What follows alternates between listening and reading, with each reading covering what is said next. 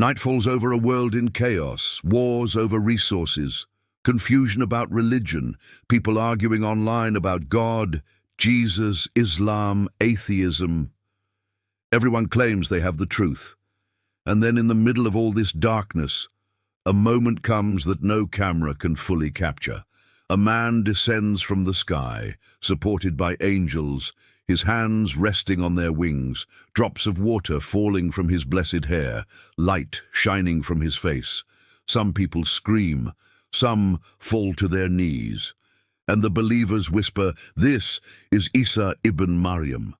Jesus, the son of Mary, has returned. This is not a movie scene. This is a promise from the Messenger of Allah, recorded in Sahih al-Bukhari, hadith 3448, and in many other authentic Sunni narrations. Today we'll walk through what the Prophet actually said about the return of Isa, where and when he will descend, what he will do, breaking the cross, killing the pigs, abolishing jizyah, killing Dajjal, his rule, his death, and what this means for us right now. Stay with this until the end. This is one of the clearest, most powerful signs of the last hour.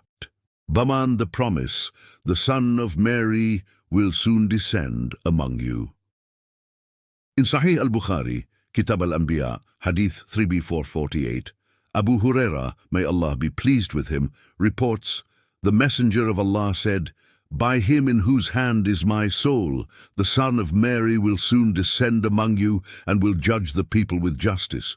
He will break the cross, kill the pigs, and abolish the jizyah.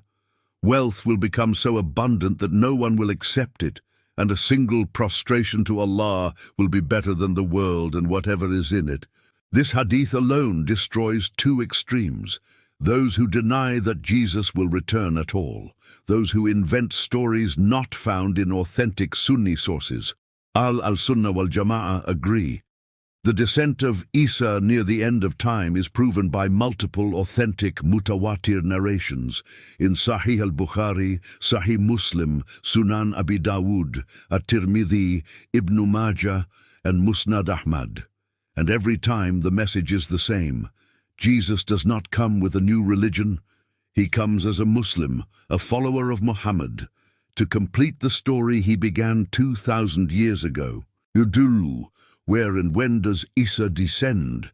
The Prophet gave details.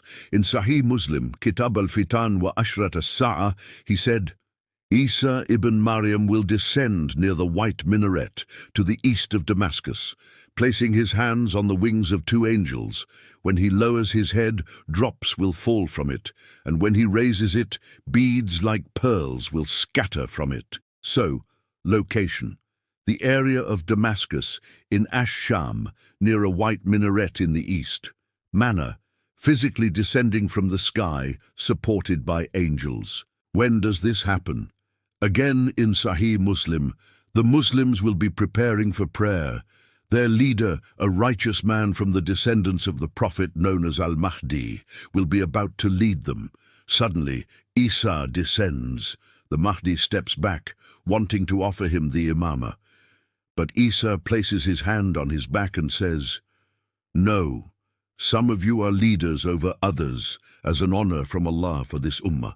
So he prays behind the Mahdi. That one scene proves something huge.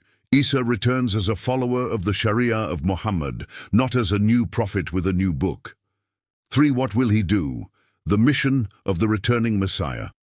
The hadith in Bukhari mentions 4 main actions. "And will judge the people with justice." He will rule by the Quran and Sunnah, not by the distorted texts of others, and not by democracy, nationalism, or any other man-made system. He will end oppression, cut off corruption, and establish real peace, the kind that no United Nations ever achieved. He will break the cross.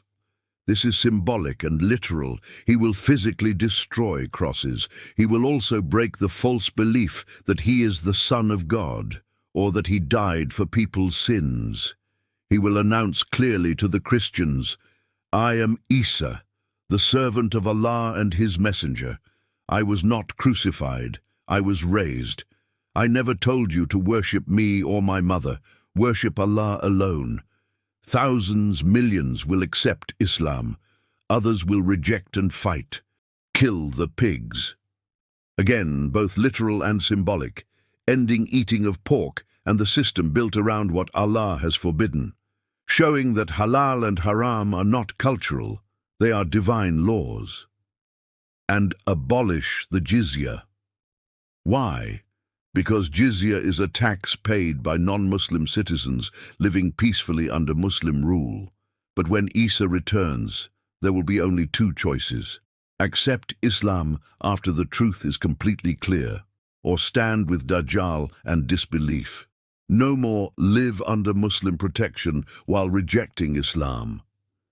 So jizyah has no place anymore. 4.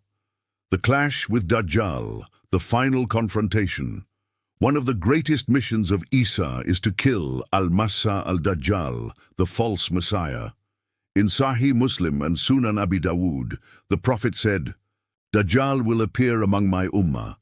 Then Allah will send Isa ibn Maryam. He will pursue Dajjal and overtake him at the gate of Ludd, near present-day Ludd in Palestine, and kill him." Picture it.